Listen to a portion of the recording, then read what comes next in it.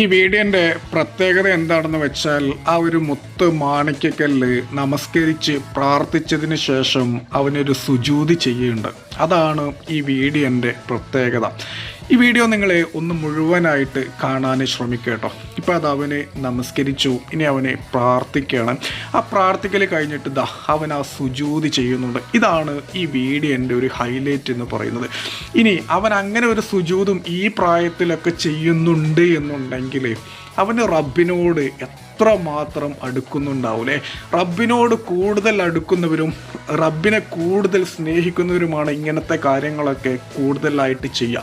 ഇനി ഇതിൽ ക്രെഡിറ്റ് ആർക്ക് കൊടുക്കണം എന്ന് വെച്ചാൽ ഇവനെ ഇതൊക്കെ പഠിപ്പിച്ച ഒരാളുണ്ടാവുമല്ലോ, അത് അവൻ്റെ ഉസ്താദുമാരായിരിക്കാം, മാതാപിതാക്കളായിരിക്കാം. അവർക്ക് തലാ ബ്ലോഗ്സിൻ്റെ ഹൃദയത്തിൽ നിന്നുള്ള ഒരു ബിഗ് സല്യൂട്ട്. നമ്മുടെയൊക്കെ മക്കളും ഇങ്ങനെയായിരുന്നെങ്കിൽ എന്ന് ആഗ്രഹിച്ചു പോവുകയാണ്. ഈ ഒരു പൊന്നുമോന് പടച്ച തമ്പുരാൻ ജീവിതത്തിൽ നല്ലത് മാത്രം വരുത്തട്ടെ.